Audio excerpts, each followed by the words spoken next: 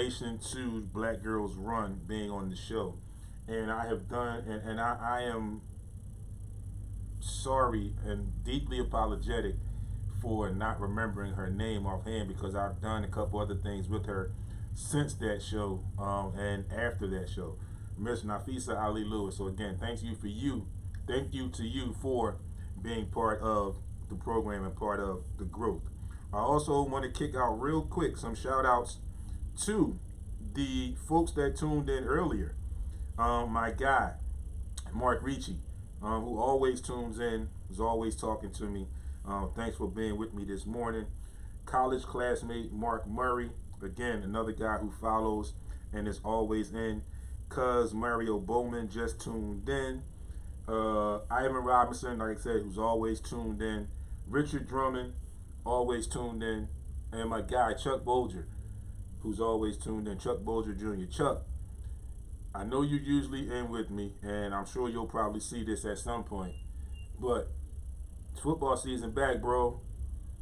I'm looking forward. You gotta let me know what the crew is doing, man. The F2 crew.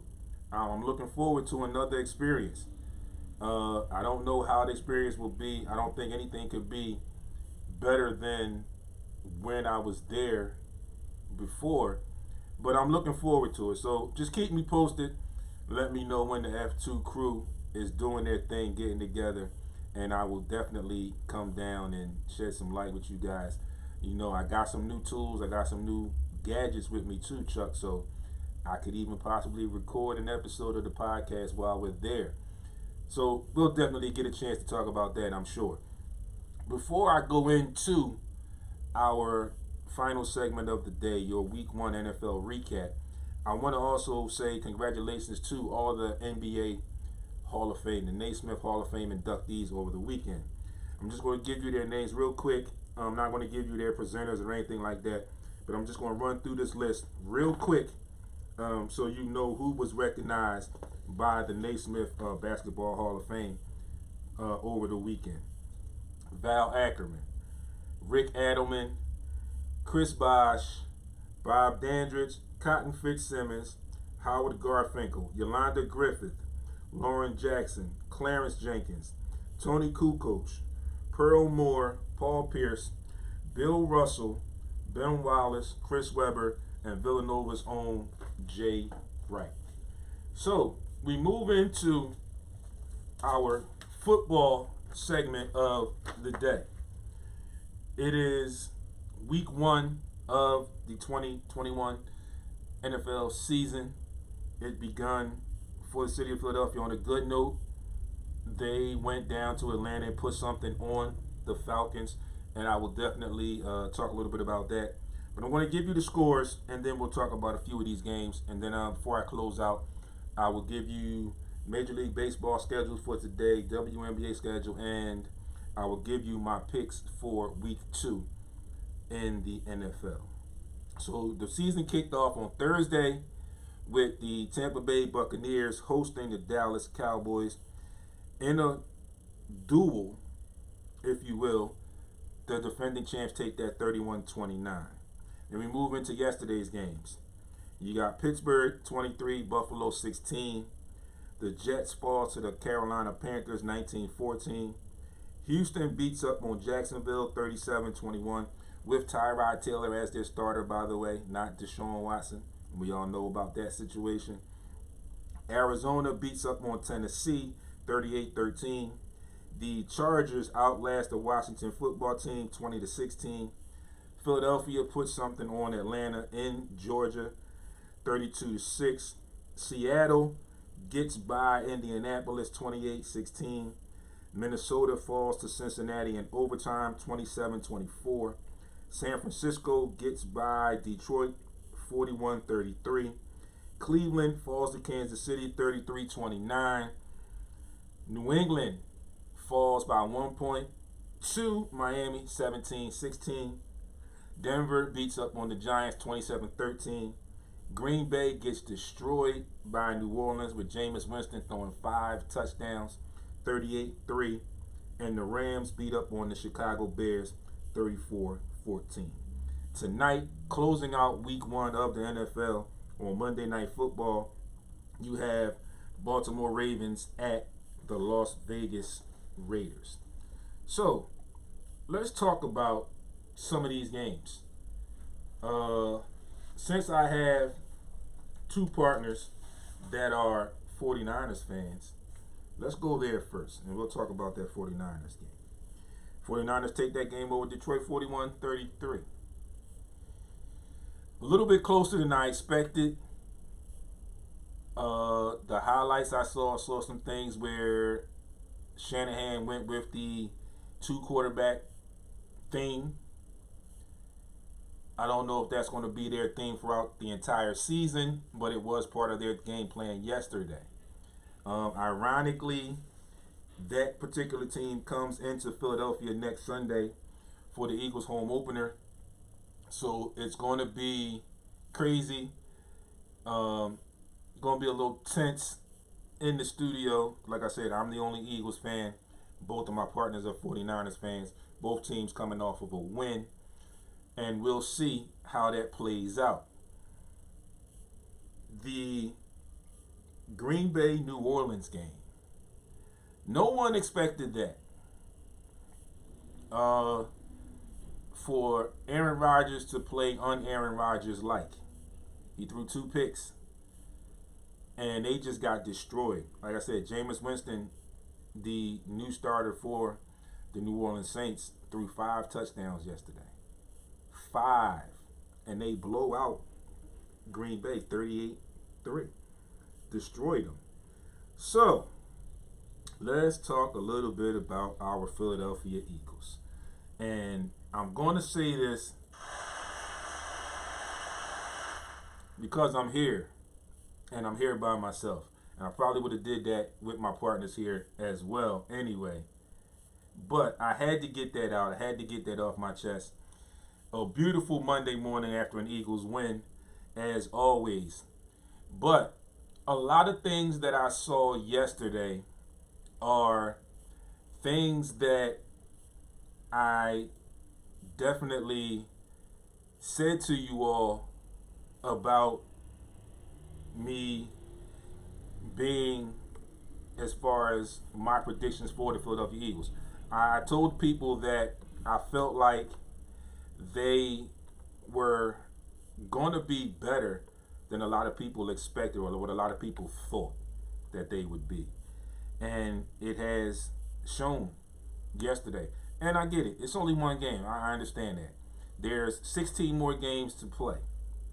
But if yesterday was any inclination of what could be, all signs look good. Jalen Hurts had the confidence and the swag yesterday that you want in your newly found alleged franchise quarterback. I also like the fact that, and this to me is a very important aspect of coaching, and we talked about this quite a bit on the show in different sports even. I love the fact that Nick Sirianni, the new head coach, and Jonathan Gannon, the new defensive coordinator, have devised schemes or game plans, if you will, around the talents of the players that they have.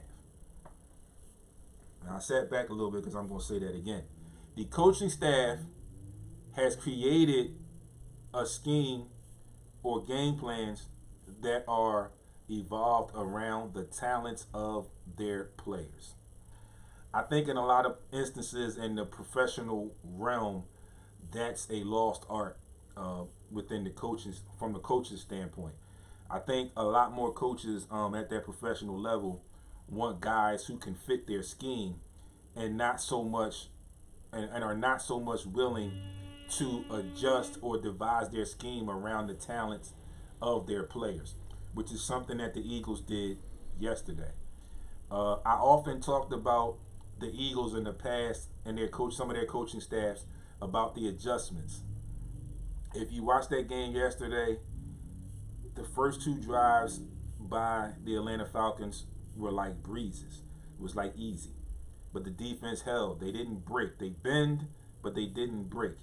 They only gave up field goals. They didn't let them get in the end zone. So I applaud them for that.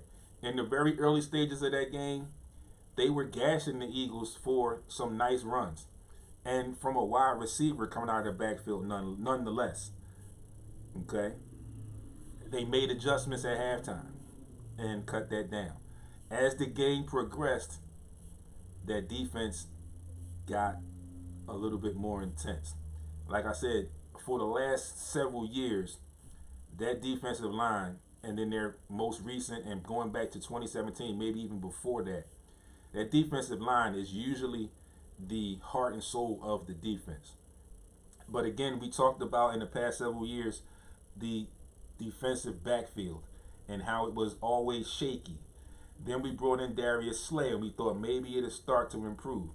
I think what they did this year and the way that Gannon schemed for the talent level he has in that backfield with Darius Slay, and then they bring in former Steeler Steven Nelson. They bring in a former player of Gannon's from Minnesota, Anthony Harris, and then you have Rodney McLeod as a safety, or Epps, who started, who also went out with an injury. But I think now we'll see what we expected to have gotten from Darius Slay. And you can, for the first time in a long time, you can actually say the Eagles have two solid starting cornerbacks on that defensive backfield. If you go back and check that game, check the highlights yesterday, speaking of the Atlanta Falcons, started out with a heavy dose of Calvin Ridley, who is now the #1 receiver since the departure of Julio Jones. He started out really good. There was a lot more expected from Kyle Pitts, being, in essence, a wide receiver in the tight end's body. Didn't really explode like we thought he might. Didn't really exploit the linebackers like a lot of people thought they might. But again, key word here, adjustments were made, and a lot of that Calvin Ridley activity slowed down as the game progressed. Hence, the Eagles did not give up a touchdown yesterday. They pretty much destroyed Atlanta from, I'm going to say, middle second quarter throughout the rest of the game. That Atlanta defense did have a couple stops in there, to try and keep them in it. But the sad part was their offense could not do anything to help the cause, if any. So I look at that game as a stepping stone. Great play, like I said.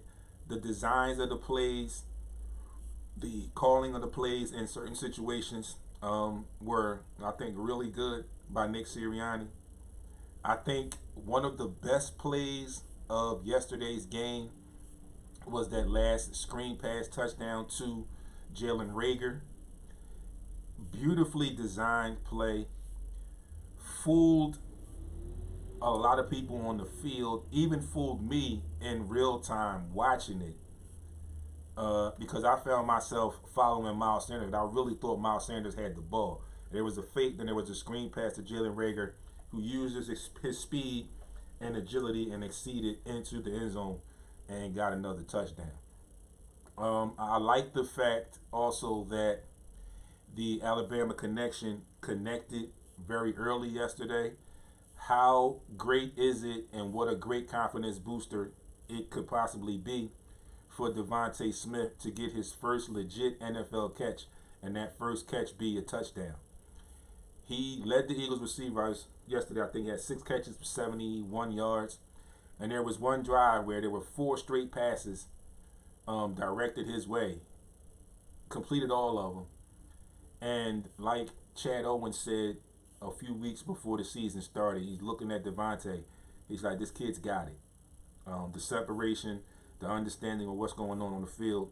So I'm looking for a lot more things to come from that connection as well.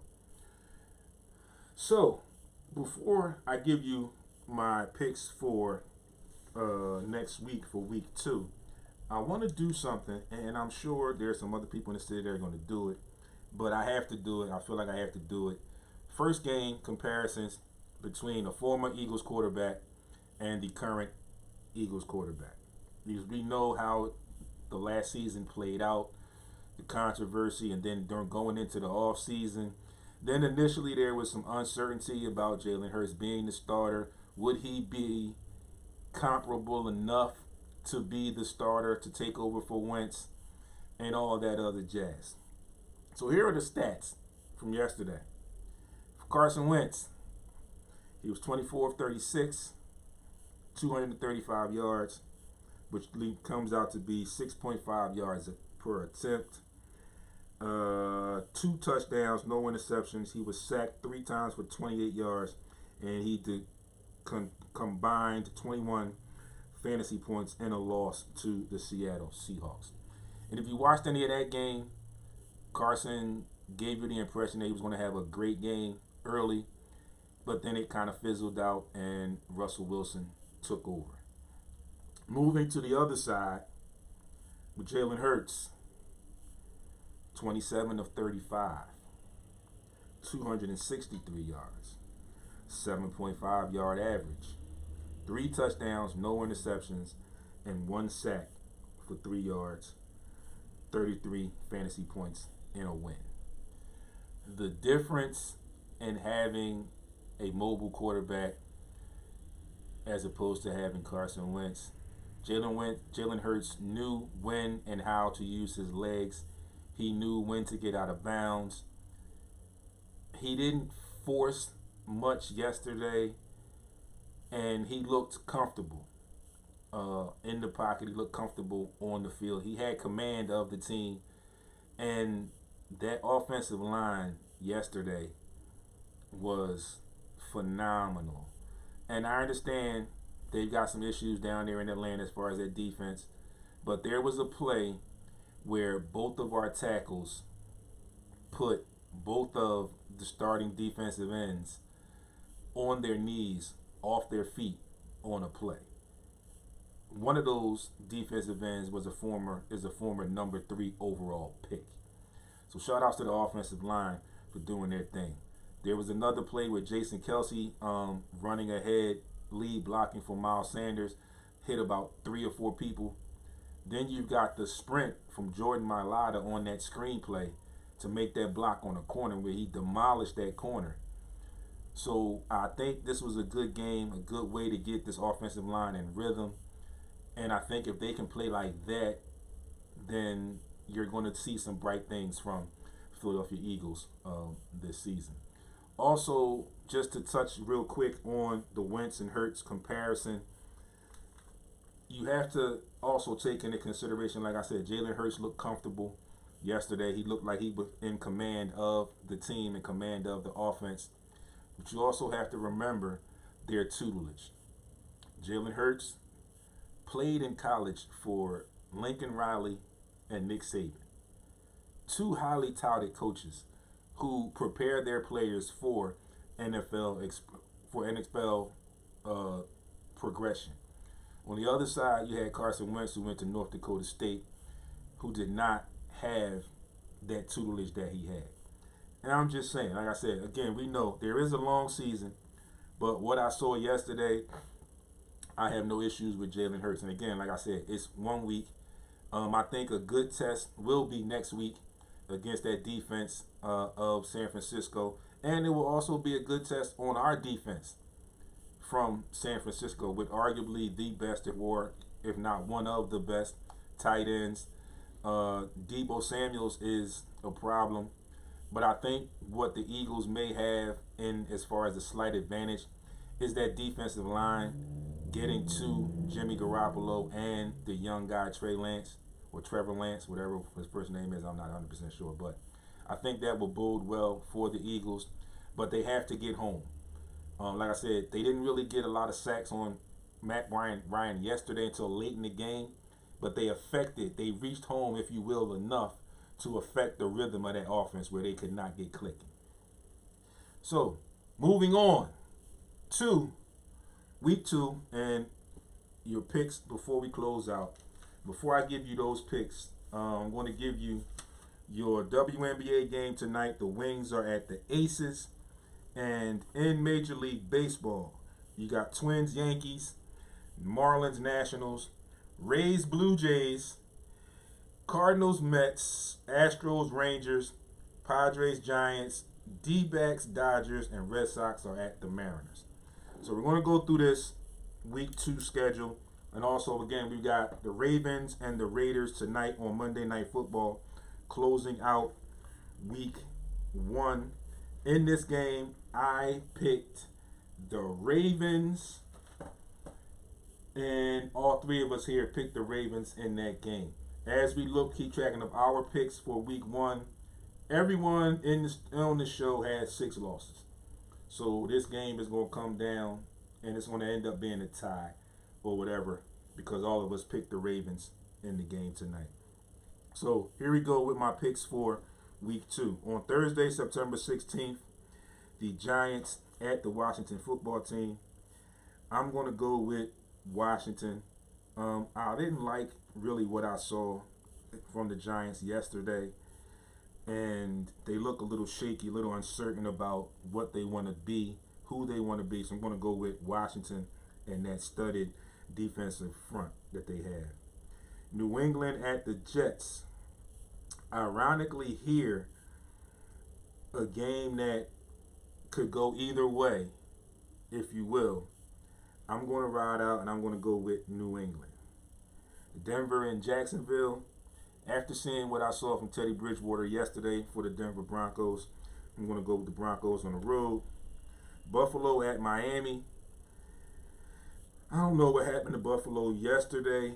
Like I mentioned, they lost to the Steelers, so I look for them to have a bounce back game.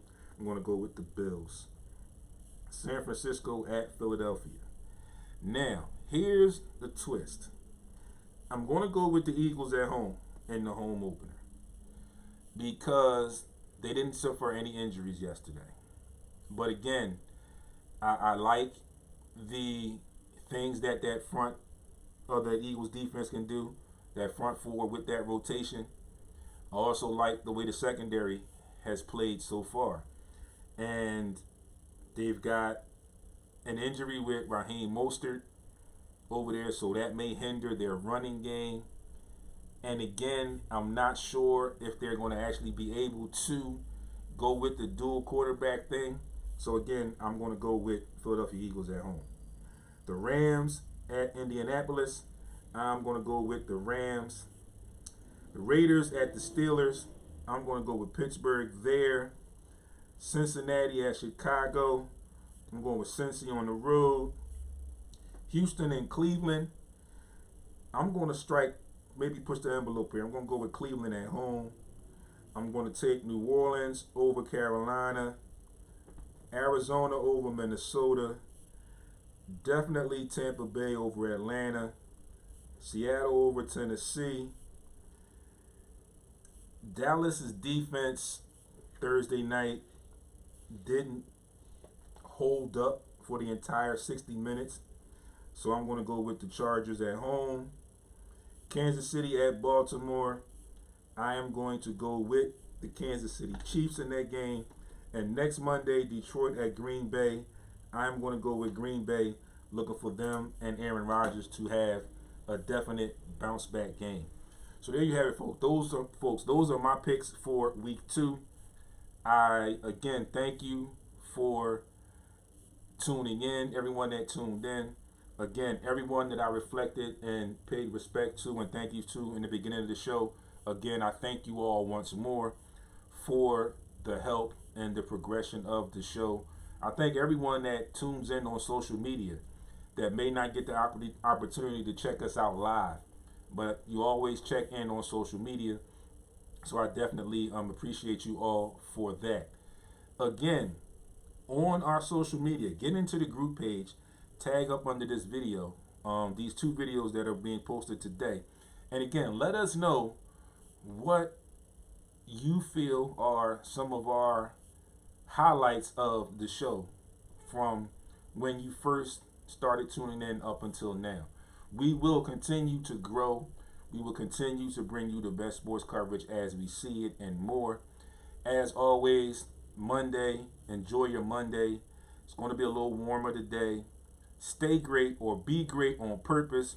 You know where to find me at sportsrap_D on Instagram and Twitter. On Facebook, the group page Sports Rap Podcast. YouTube, Sports Rap TV. iHeart, Anchor, Google, Apple Podcasts. Just search Sports Rap Podcast. The webpage, sportsrapradio.com. It's your boy signing out today. I'll see you all week on social media and right back here next week in studio. Thanks for tuning in, folks. I appreciate you all.